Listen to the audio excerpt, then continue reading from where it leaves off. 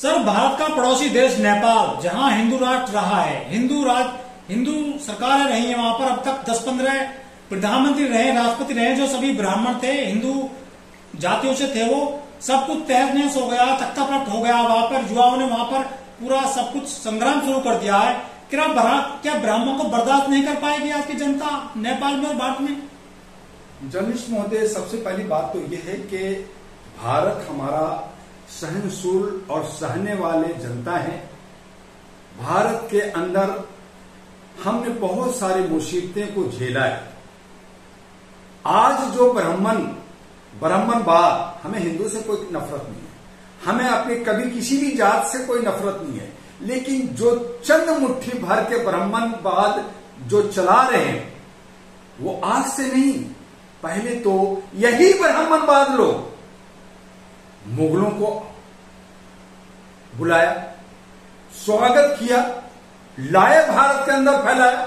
चंद मुगल लोग 10, 5, 15, 20 लोग आए और इन लोगों ने सहारा दिया और आपस में लड़ाया, अपना रोटी बोटी सेका, और यही ब्राह्मणवाद अंग्रेजों को फैलाया। जब देखा हाय मेरे पे कुछ मुसीबत आ रहा है तो लड़ने भिड़ने लगे। और फिर जब देश की आजादी की बात आई, जब आंदोलन करने की बात आई, तो ब्राह्मण पीछे से बैठा रहा, अंग्रेजों के सामने मुसलमानों को और जो है बंगालियों को, बिहारियों को, उत्तर प्रदेश को आगे कर दिया गया, वो लड़ते रहे। और ये ब्राह्मणवाद आज भी भारत को टुकड़ा टुकड़ा करना चाहते हैं। जन आंदोलन जो हर लोग करता है, लेकिन ये लोग बड़ी शातिर तरीके से भारत को तोड़ने में लगे हैं। भारत जो अखंड भारत था, जो हमारा भारत का राजा अशोक था, जिसका राज्य ईरान तक था, अफगानिस्तान, पाकिस्तान, बांग्लादेश, नेपाल, भूटान और बर्मा, ये सब, श्रीलंका, ये सब हमारा अखंड भारत था। इसको नाश किसने किया? यही ब्राह्मणवाद ने किया। आज जो भारत टुकड़ा होकर के पाकिस्तान और बांग्लादेश होकर के अब छोटा हो गया है, उसको भी तहस नहस तोड़ना चाहता है कि मैं यहाँ पे ब्राह्मणवाद करके हिंदुत्व राष्ट्र करूंगा। तो मैं कहना चाहता हूं कि वही ब्राह्मण सबसे पहले कहे ना कि मैं हिंदू हूं, कहे ना कि मंदिर में हर कोई आएगा जाएगा। फिर तुमने क्षुद्र क्यों बनाया, तुमने वर्ण क्यों बनाया, तुमने जात क्यों बनाया, तुमने अलग अलग धर्म क्यों बनाया? क्योंकि धंधा करना था, अपना राज करना था। आज चाहे वो न्यायपालिका हो, चाहे कार्यपालिका हो, चाहे हमारा मीडिया हाउस हो, चाहे स्ट्रीम मीडिया हो, हर जगह यही ब्राह्मणवाद चल रहा है। और ये सब बाकी का हिस्सा को खा रहे हैं, ये सब लूट रहे हैं। तो ये कब तक चलेगा? तो हक अधिकार के लिए आज जो 90% आवाज उठा रही है, वो क्यों हार रही है? वो इसका वजह यह है कि वो टुकड़े टुकड़े हैं। जिस दिन वो लामबंद हो जाएंगे, जिस दिन वो जुड़ जाएंगे, जिस दिन वो डॉक्टर दुआ का सलाह और उनकी स्कीम को समझ जाएगा, उस दिन ब्राह्मणवाद भारत से खत्म हो जाएगा। ये भागते हुए नजर आएंगे, यूरोशिया की तरफ भागते हुए नजर आएंगे। लेकिन हमारे बीच में ये फूट डालो, शासन करो का नीति अपना कर करके हमारे बीच में ये घूस कर करके, ये ब्राह्मणवाद चला करके मेरे भारत को अशांति में ले आया है। और यही वजह है कि आज मणिपुर जला, वहां पे भी ब्राह्मणवाद चला। आज नेपाल में जल रहा है, वहां भी ब्राह्मणवाद की है। आप अगर श्रीलंका को देखें, बांग्लादेश को देखें, अफगानिस्तान को देखें, सब जगह ब्राह्मणवाद का वर्चस्व है और वो अपना वर्चस्व बनाना चाहता है। और जिसकी वजह से एक तरफ हम कहते हैं, एक तरफ ये कहते हैं कि मुसलमान आतंकवादी होता है, वो अलगाववादी होता है, वो कट्टरता दिखाता है। लेकिन आप क्या कर रहे हो? आप तो उससे भी बड़ा गेम चुपके खेल रहे हो। आप अंदर अंदर से ढात लगा के मारते हो और दूसरे को बदनाम करते हो, दूसरे के कंधे पे बंदूक रख के चलाते हो। इसलिए सबसे पहले आरएसएस बैन होना चाहिए, ब्राह्मणवाद बंद होना चाहिए। और अगर भारत में ब्राह्मणवाद खत्म होगा, उस पर रोक होगा, उस पर अंकुश लगेगा, तो भारत शांति प्रिय देश होगा और कोई लड़ाई, कोई झगड़ा, कोई हमारा सिविल वार नहीं होगा। जिसको राज करना है करे, शांति से करे।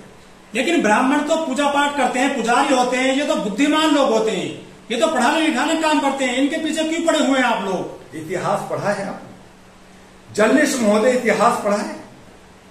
कहते हैं कि औरंगजेब ने बनारस का मंदिर को तोड़ दिया, विश्वनाथ मंदिर को औरंगजेब ने तोड़ा। हमारे बहुत सारे जो राइटर हैं, पांडे जी और एक और बिशंबर जी, जो बड़ा शास्त्र करने वाले हिंदू मुसलमान नहीं, उनकी किताबें को पढ़िए कि औरंगजेब ने वो विश्वनाथ मंदिर क्यों तोड़ा। क्योंकि वहां के पंडा लोग सब लड़कियों को बुला बुला करके उनके साथ रेप, उनके साथ बेविचार करते थे। उनके मंदिर के अंदर बहुत सारे महिलाओं के नरकंकाल निकला था। एक राजा की सुंदर लड़की को लेके आए थे, उसी की छानबीन खोज हुई थी और उसके लिए मदद मांगा था। औरंगजेब ने जांच किया, भगा दिया और बहुत सारे प्रकरण हैं, वो अभी आपको डिटेल नहीं बताएंगे, लेकिन आपको इशारा कर रहे हैं कि उसको बचाने के लिए जब इंक्वायरी हुआ, तब वहां जब कंकाल मिला, तब वो मंदिर तोड़ा गया, तब ब्राह्मणों को उसको किया गया। ये ब्राह्मण किया। आप दूसरा एग्जाम्पल सुन लीजिए, यही पटना के बिहार में जो रेलवे स्टेशन के पास हनुमान मंदिर बना, उसके गर्भ में वहां का एसपी मिस्टर कुणाल ने जब छापा पड़ा था तो 40 नग्न लड़कियां किसके? ब्राह्मण का। आज तीसरा उदाहरण सुनिए, साउथ इंडिया के अंदर जो देवदासियां हैं वो क्या है? महिला को आप गिफ्ट कर दो, उसका भोग कौन करेगा? ब्राह्मण करेगा।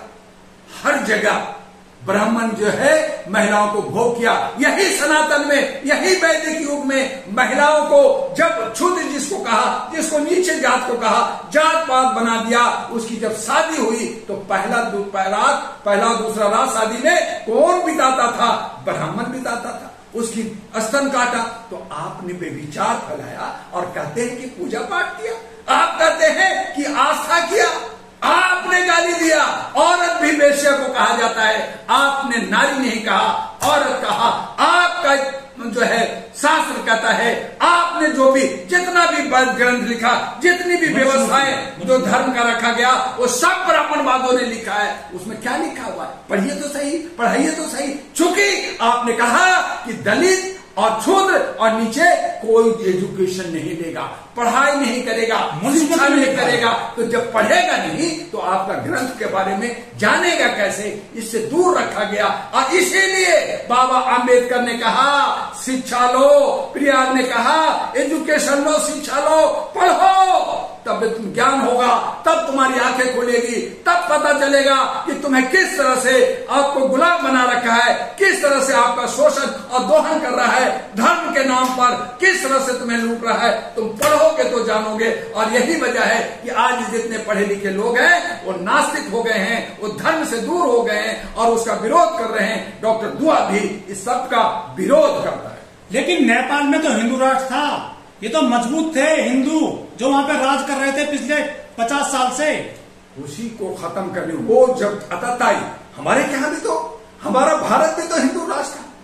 हमारा भारत भी जो आर्यन रहा, हमारा भारत पाटलिपुत्र रहा, हमारा भारत का एक इतिहास रहा। यहाँ का राजा सब हिंदू थे।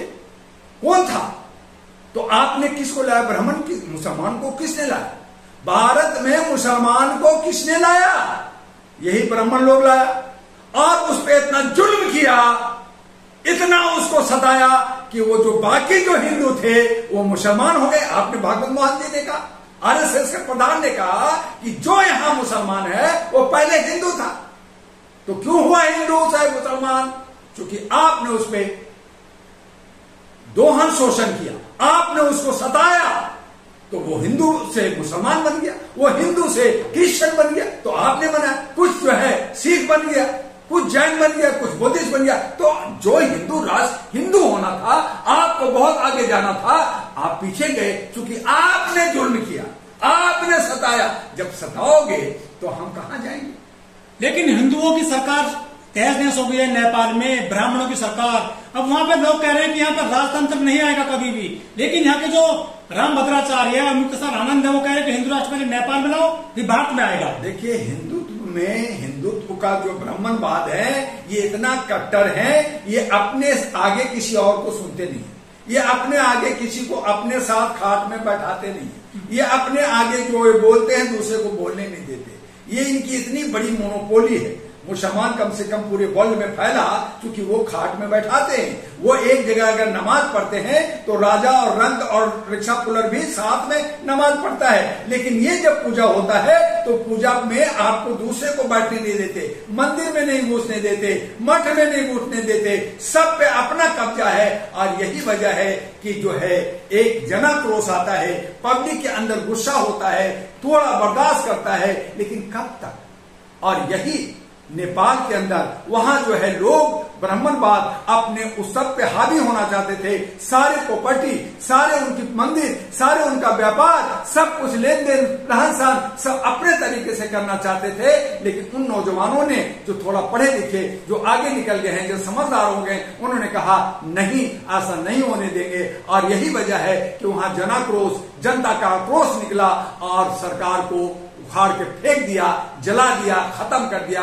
और इसीलिए कह रहे हैं कि जहां जहां ये कट्टरता, हिंदुत्व कट्टरता, जिस तरह से ये कट्टरता दिखाते हैं, जहां जहां दिखाते हैं, वहां वहां ये बर्बाद हो रहे हैं और भारत भी कहीं इस चपेट में ना आ जाए। इसलिए हमें अपने में सामाजिक सौहार्द और परिवार का आपसी मिलाव और भाईचारा कायम करना चाहिए। मानवता, इंसानियत, ह्यूमैनिटी ही एक रास्ता है जो हमें और आपको बचा सकता है। ठीक है।